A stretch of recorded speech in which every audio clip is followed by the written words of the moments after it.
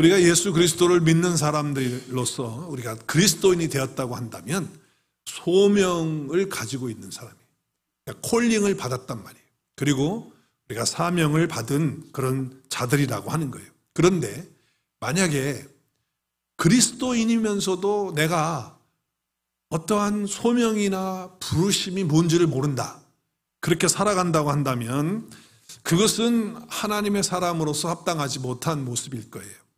그냥 시간이 흘러가니까 나는 그냥 살아가는 거고, 살다가 보면 그냥 이러다가 하나님 앞에 서게 되고 죽는 날이 있겠지라고 하는 것은 그리스도인의 삶의 태도가 아닙니다. 그리스도인이 되면 콜링이 있는 것이고요, 그리고 미션이 있는 거예요. 그래서 에스라는 말씀의 사람이었기 때문에 그는 분명한 소명을 가지고 있었고 사명을 가지고 살았다고 하는 거예요. 근데 만약에 내가 그리스도인인데, 내가 하나님 믿는 사람인데 내가 왜 이 세상에 태어났는지를 모른다, 또 내가 무엇을 하면 인생을 살다가 하나님 앞에 가야 되는지 글쎄 난 잘 모르겠는데 라고 하는 그런 생각을 가지고 있다고 한다면 그것은 그리스도인으로서의 합당한 모습이 아니라는 거예요. 에스라에게서는요, 오늘 분명한 소명이 있었습니다. 그래서 에스라는 이 소명과 사명이 있었기 때문에 아름다운 삶을 살았어요. 자, 그렇다면 에스라의 이 분명한 소명, 이 사명이 무엇이었을까요? 우리가 오늘 하고 싶은 말씀의 메시지죠. 그것은요, 다른 거 아니에요. 예배를 통해서 말씀의 공동체를 세우는 그 일에 하나님이 그를 부르셨고요, 그 일을 위해서. 그리고 그에게 그 미션을, 그 사명을 주신 거예요. 왜냐하면 우리가 지난 시간에 배운 것처럼 에스라는요, 하나님의 말씀, 율법을 어떻게 하신 분입니까? 아주 통달하고요, 그리고 익숙하게 능숙하게 배우는 사람이었고, 또 그것을 자기의 삶으로 살아내는 사람이었고, 그리고 이스라엘 백성들에게 어떻게 하기로 결심했다 그랬죠? 어떻게 하기로? 가르치기로 결심을 했던 그런 사람이었기 때문에 그 마음속에 말씀으로 가득 차 있는, 그래서 말씀의 사역으로 말씀의 공동체를 다시 세우는 그 일에 대한 하나님의 콜링, 그리고 그 미션이 그의 마음속에 있었다라고 하는 것이죠. 자, 그래서 에스라는요, 아주 중대한 결정을 합니다. 그 결정이 어떤 결정이냐? 예루살렘으로 가겠다고 하는 결정이에요. 자, 우리 지난 시간에 에스라가 처음 등장해가지고 에스라의 출생에 대해서 잠깐 나눴어요. 어디서 출생했죠? 아틀란타에서 출생했죠. 어디서 출생했어요? 에스라는 예루살렘, 이스라엘, 유다, 어디요?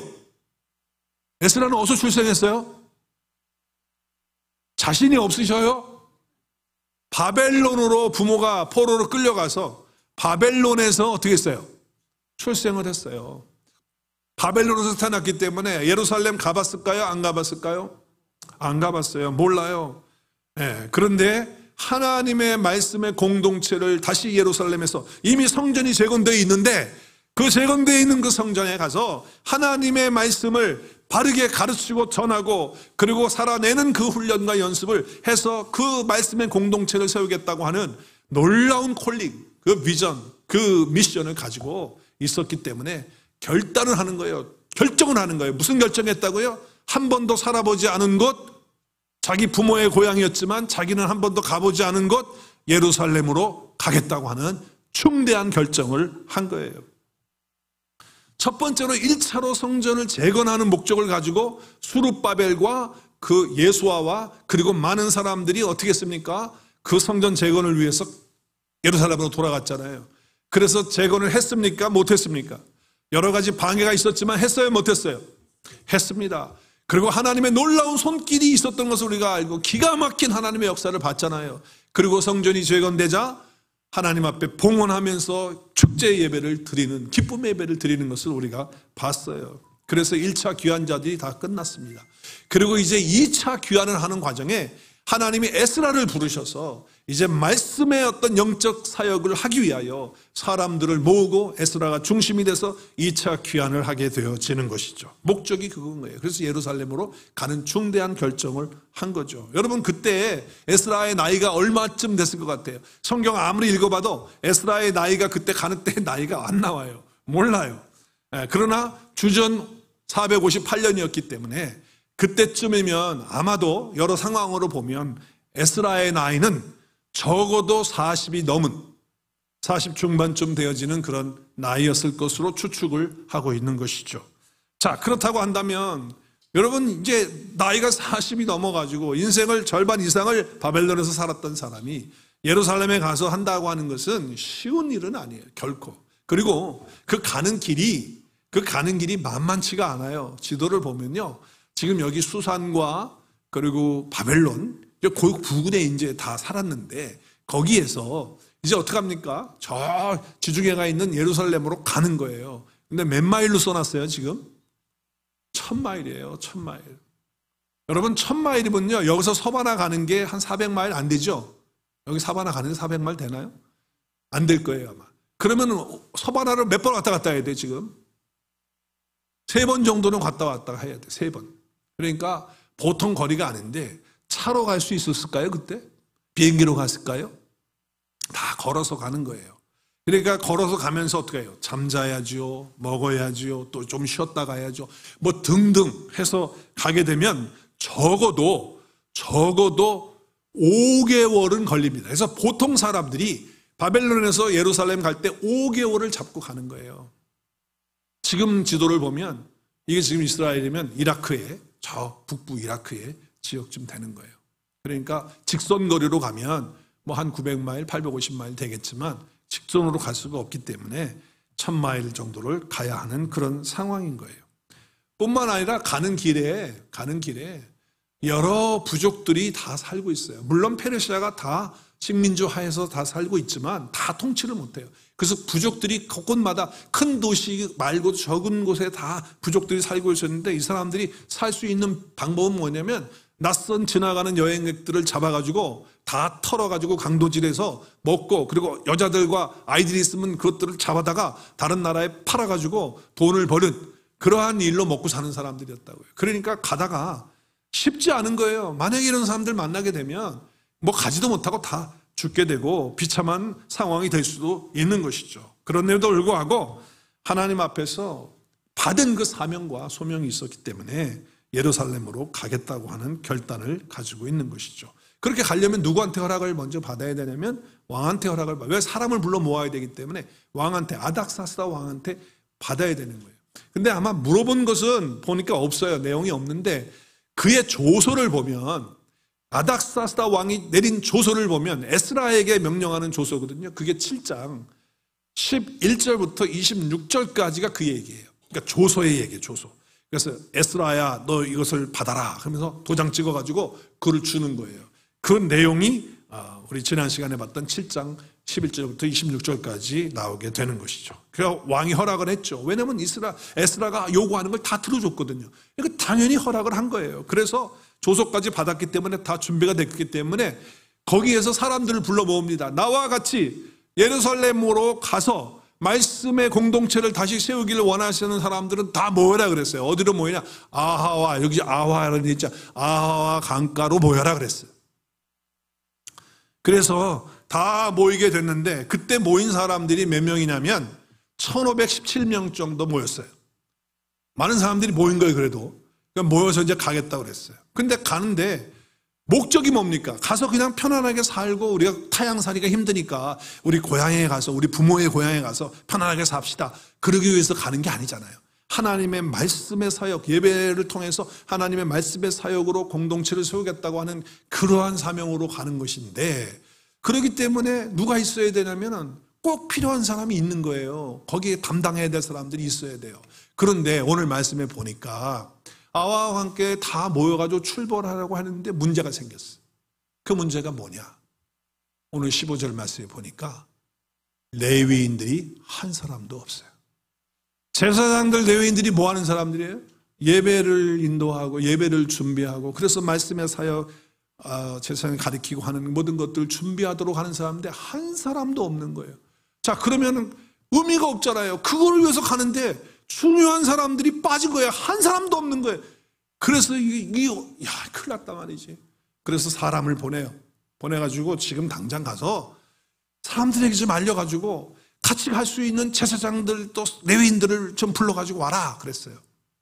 근데 여러분 그게 여러분 쉽습니까? 쉽지 않아요. 그게 무슨 소풍 가는 것도 아니고 옆집에 놀러 가는 것도 아니고, 이게 지금 1000마일을 가가지고 이제 거기 가서 살아야 되는 상황인데 갑자기 가가지고 우리 같이 가십시다. 당신 레위니까 같이 가요. 빨리 준비해요. 빨리 준비하고 빨리 갑시다. 우리 출발 다 준비됐어. 빨리 갑시다. 그런다고 준비해가지고 올 사람이 몇 명이나 되겠냐고요. 객관적으로 볼 때 불가능한 거예요. 참 어려운 상황이 된 거예요. 이런 어려운 문제의 상황이 있을 때 소명받은 사람 그리고 사명이 있는 사람에게는 이 문제를 풀 수 있는 중요한 변수가 있다는 거예요. 변수가. 그 변수가 뭐냐? 오늘 18절 말씀이에요. 소명이 있는 사람, 하나님 앞에 사명을 받은 사람에게는 이런 문제가 있다 할지라도 그 문제를 풀 수 있는 아주 중요한 변수가 항상 있다. 그게 뭐냐? 오늘 18절에 보니까 하나님의 선한 손에 도우심이 있다는 거예요. 할렐루야. 네, 그래서 보세요. 오늘 보니까 한 사람을 찾아왔어. 한 사람. 야, 그래도 어디 가서 누가 한 사람 찾아갖고 같이 가겠다는 레위인이. 그래서 또 그 사람이 또 와서 세바라고 하는 사람이 그 아들들과 그 형제와 몇 명이 또 와요? 몇 명이? 18명. 그리고 계속 읽어보세요. 계속 읽어보면 몇 명이 되냐면은 결국에는 258명이 돼요. 레위인들이 258명이 모이는 거예요. 그러니까 여러분, 그러니까 이거는 상황적으로는, 객관적으로는 불가능한 일이에요. 그런데 하나님의 선한 손에 도우심이 있게 되면 변수가 있는 줄로 믿으시길 바랍니다. 놀라운 역사가 일어나는 거예요. 우리도 마찬가지예요. 내 삶에도 그렇고요. 여러분의 삶도 그렇고 우리 교회에도 하나님의 선한 손의 도움의 역사가 있게 되면 모든 일의 변수가 일어나는 거예요. 내가 정말 이렇게 할 수 있을까? 아니면 우리 교회가 이게 앞으로 어떻게 될까? 뭐 이런 생각, 염려가 이렇게 있다 할지라도 하나님의 선한 손길의 도우심의 그 변수가 일어나게 되면 모든 역사는 다 바꿔지고 새로워지고 하나님의 놀라운 은혜가 우리 가운데 임하는 것을 보게 될 줄로 믿습니다. 우리가 그렇게 봐야 돼요. 내 삶도 그렇게 보고 우리의 사업도, 여러분의 개인적인 삶, 그리고 우리 교회도 그렇게 봐야 되는 거예요. 에스라처럼 소명 갖고 소명 안에서, 사명 안에서 그렇게 살아가는 사람에게는 선한 손길의 도움이 있다 없다? 있다. 이것을 체험하면 간증이 터져 나오는 거예요. 할렐루야. 하나님의 선한 손길, 정말 이건 불가능한 일 같아요. 안 되는 일 같아요. 근데 변수가 일어났어요. 하나님의 선한 손길이 딱 우리 가운데 임하면 그때부터 우리는 체험의 역사가 오니까 그 하나님의 선하심을 말하지 않을 수가 없는 거예요. 간증이라는 건 내 얘기하는 게 아니에요. 하나님이 선하게 도와주신 그 손길을 우리가 이야기하는 거잖아요. 그게 간증이잖아요. 그래서 우리 온누리 교회에 이런 간증의 역사가 하나님의 선한 손길에 통해서 폭포수 같이 쏟아지는 역사가 있을 줄로 믿습니다. 그렇게 돼야죠. 당연히 그렇게 돼야죠. 자, 아닥사스 왕에게 가서 하나님에 대한 소개를 또 했어요. 분명히 했어요. 그래서 하나님의 손은 자기를 찾는 모든 자들에게 어떻게 한다고요? 선을 베푸신다는 거예요. 이 이야기를 이 전에 가서, 이 떠나기 전에, 훨씬 전에 언젠가 얘기를 했다는 거예요. 그리고 하나님을 배반하는 그런 자들에게는 하나님의 권능과 진노를 내리신다고 하는 얘기를 아닥사스 왕 앞에서 누가 했다고요? 에스라가 했다는 거예요. 그러니까 그만큼 하나님의 선하신 손길을 확신한 거예요. 우리가 출발하면 이런 상황 속에서 어떤 대적들도 그렇고 여러 가지 형편이 지금 쉽지 않은데 이 모든 것들이 다 이루어진다라고 하는 믿음을 가진 거예요. 하나님의 선한 손길이. 아닥사스 왕 이전에도 다리아 왕 때도 그렇잖아요. 지금 시간이 많이 지났잖아요. 왕이 바뀌었으니까 아닥사스로 바뀌었어요. 근데 우리가 다리아 왕 때도 마찬가지로 하나님께서 기가 막힌 역사로 손길을 펼치셨잖아요. 그렇죠? 기억나시죠? 네, 그래서 우리가 지난 시간에 함께 다 읽지는 못했지만 7장 11절부터 26절, 7장으로 잠깐 돌아가면 7장 11절부터 26절까지 보면요, 아닥사스 왕의 조서의 내용을 보면 기가 막힌 역사예요. 아닥사스가 뭐라고 지금 조서를 주고 명령을 하냐면, 거기다 책령을 내서 도장을 찍냐면은 누구든지 예루살렘에 갈 수 있는 사람들이 다 오픈되어 있다. 누구든지 갈 수 있다. 허락 딱 해주고요. 15절부터 18절까지는 은금 다 가지고 가라. 그리고 재물도 하나님께 드릴 짐승으로 가지고, 그거 다 은금으로 사가지고 가라. 그리고 돈 가지고 가라. 그리고 하나님의 뜻을 따라서 쓰고 싶은 대로 다 써라. 와, 어마어마한 22절에 보면요, 은 가져가라고, 좀 밀도 가져가라, 포도주도 가져가라, 기름도 가져가라, 소금도 뭐 그냥 마음껏 가져가라고 그러고, 24절에 보면요, 하나님의 성전에서 돕는 사람들, 레위 사람들과 거기 함께하는 늠 있는 사람들, 다 모든 사람들에게 어떻게 하라고요? 조공도 받지 말고, 관세도 받지 말고, 그리고 통행세도 받지 말라고. 그리고 26절, 25절, 26절에 보면 에스라는 서기관과 재판장으로서의 권한을 왕이 다 부여해 주는 거예요. 그래가지고 하나님의 명령과 왕의 명령을 행하지 않으면 네가 죄를 정해가지고, 그래서 거기에 대한 뭐 징계로 죽이거나 아니면 귀양 보내거나 아니면 그 집 재산을 몰수하거나 아니면 감옥에 가두는 일까지 네가 다 할 수 있도록 해라 라고 하는 그 조서를 딱 도장 찍어가지고 준 거예요. 어마어마한 역사가 일어난 것이죠. 왕의 마음을 움직여서 에스라에게, 또 이스라엘 백성들에게 다 필요한 것들을 공급하고 하나님의 말씀을 다 가르칠 수 있도록 그렇게 한 거예요. 뿐만 아니라 지금 5개월 걸린다 그랬잖아요. 보통 5개월 걸리는 그 거리를 하나님의 손길의 도움은 계속되는데, 여기 7장 9절에 보니까 첫째 달 초하루에 출발했어요. 바벨론에서. 그러니까 언제 도착했죠? 다섯째 달 초하루에. 그럼 몇 개월 걸렸어요? 4개월. 5개월 동안 가야 되는 거리를 4개월 만에 갈 수 있도록 하나님이 역사해 주신다고 하는 것을 보는 거예요. 뿐만 아니라 각 거처를 지나갈 때마다 거기에 부족들이 있다고 했잖아요. 부족들이 형성을 하고 살았는데 그들이 다 강도와 도적질을 했는데 얼마나 무장한 군사가 없이 가면 어려운 거예요. 그래서 사실은 군사를 동원하는, 병력을 동원하는 그런 부탁을 아닥사스 왕에게 해야 되는데 하질 않았어요. 지금 가는 사람들이 남자만 1773명, 75명이고 남자만, 그러니까 여자하고 아이들 하면 적어도 5,000명이 움직이는 거거든요. 지금 같이 이렇게 가고 있는 거예요. 근데 무사히 통과해야 되잖아요. 그런데 여러 부족들이 겨루고 있어요. 지나가는 사람들을 덮쳐가지고서 다 자기 걸로 착취하려고 하는 그런 부족들이 갔단 말이에요. 그러니까 그 보병과 그리고 마병들을 요청해서 그렇게 해야 되거든요. 아닥사스 왕이. 그러면 들어줄 게 분명해요. 그런데 오늘 말씀에 보니까 그 이야기를 안 하는 거예요. 왜 안 하느냐? 우리가 전에 왕한테 얘기한 게 있다는 거예요. 그게 뭘 얘기를 했냐? 하나님의 손은 자기를 찾는 모든 자에게 선을 베풀어 주고 자기를 배반하는 자에게는 권능과 진노를 내리신다라고 하는 말을, 믿음의 고백을 그 왕 앞에서 했어요. 그런데 지금 뭐 적군들이 있고 부족들이 또 이렇게 치고 들어오고 그런다고 하면 분명히 내가 보병과 마병을 이렇게 구해야 되는데, 근데 그 구하는 게 참 부끄럽다는 거예요. 왜냐하면 내가 하나님을 이렇게 믿습니다. 하나님의 손을 의지하고 하나님을 붙들고 하나님을 믿고 살아가는 사람들에게는 하나님께서 선을 베푸신다고 분명히 자기가 말을 해놓고, 그러놓고서 왕한테 가서는 그거는 그때 괜히 그냥 한 얘기고요, 그냥 다시 좀 보병하고 마병을 좀 해주셔야겠습니다. 이러면 좀 자기가 쪽팔린다는 거예요. 부끄럽다는 거예요. 믿음의 사람으로서 좀 그렇다는 거예요. 그래서 그렇게 하지 않는다는 거죠. 영적인 자존심을 갖는 거예요. 하나님의 손은 자기를 찾는 모든 자에게 선을 베푸신다고 하는 거거든요. 그 고백을 했다는 거예요. 자, 우리도 마찬가지 아닙니까? 우리는 입으로 하나님 믿는다고 말해요. 어떨 때는 사람들 앞에도 그렇게 말해요. 또 급한 상황이 되고 어려운 형편이 되면 뭐 아무 부끄러움 없이 그냥 말 바꿔요. 그리고 현실적인 거 딱 취해요. 아주 비겁하게 그렇게 해요. 내가 언제 그런 얘기 했나는 식으로.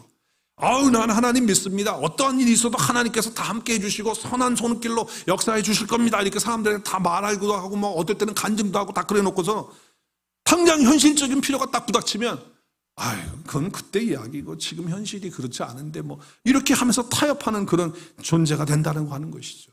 여러분, 이 시대에는요, 정말 그리스도인들이 이 에스라와 같은 이러한 삶을 살아가는 거예요. 그냥 말로만 신앙이 좋고 실제 상황에 직면하면 하나님보다 현실적인 걸 택하고, 아니면은 좀 뭐 하나님보다 더 현실적이고 쉬운 것들을 움켜쥐고 말이죠. 그런 모습으로 살지 않아야 된다라고 하는 거예요. 어떤 물질적인 것 때문에 내가 좀 수치를 당한다 할지라도, 때로는 생명의 위협까지 느낀다 할지라도 내가 믿음의 고백을 한 그 믿음의 고백을 붙들고 현실을 택하는 것이 아니라 영적인 자존심을 가지고 하나님 앞에 한 그 믿음의 그 모든 것들을 가지고 나가는 그런 에스라와 같은 그리스도인들이 이 시대에 필요한 줄로 믿습니다.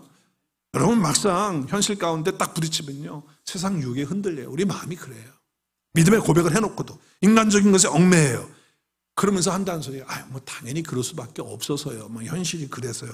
또 더 나가서는 뭐라 그러면 인간이니까요. 사람이니까요. 뭐 이렇게 하면서 그냥 타협하는 거예요. 이게 부끄러운 거라는 거예요. 에스라에게는 이게 부끄럽다는 거예요. 어떻게 하나님의 사람이 그렇게 할 수가 있는데, 내가 왕 앞에서 내가 하나님의 선하심을 믿는다고 그러고 그 손길을 믿는다고 말해놓고서 그렇게 할 수 없다라고 하는 것이거든요. 우리 주님이 우리를 위해서 생명까지 다 내어주셨어요. 근데 우리는 주님을 믿는다고 하면서 조금이라도 나에게 작은 이익 앞에서 내가 조금 손해를 본다? 그러면 그 이기심 때문에 그냥 내가 움켜쥐는 것 때문에 벌벌 떠는 그런 것들이 다 부끄러운 줄 알아야 되는데, 우리 그리스도인들이 이 시대에 말이죠, 아무렇지도 않게 생각하는 건, 내가 믿음을 고백해놓고도 그냥 뭐 타협할 거 하고 현실껏 택하고, 그리고 말로만 믿는다고 그냥 뭐 찬양할 때 할렐루야 하고 막 그러는 경우가 많다. 그건 부끄러운 걸로 알아야 돼요. 부끄러운 걸로. 그러니까 정말 주님이 나를 위해서 다 해주셨기 때문에 나도 줄 수 있는 그런 사람이 돼야 되고, 정말 주님이 십자가에서 다 참으시고 나를 사랑하시고 섬겨주시는 그 일 때문에 내가 구원받았다고 한다면, 어떠한 상황이 되도 내가 믿음을 고백한 걸 가지고 참을 수 있어야 되고, 기다려줄 수 있어야 되고, 용서하고 용납해주고 받아주는 그러한 마음을 가져야 되고, 만약에 그렇지 못하다고 한다면 정말 내 믿음이 부끄러운 줄 알고 정말 그렇게 삶을 살지 않도록 해야 된다는 거예요. 자, 이제 에스라는 그러한 멋있는 사람이었는데 이제 실제적으로 딱 부딪혔어요. 출발을 해야 돼요. 지금 다 준비됐잖아요. 레위인까지 다 됐잖아요. 그래서 이제 가야 돼요. 근데 갈 때마다 숨어있는 부족들이 있단 말이에요. 그들이 우리를 해칠 것이 분명해.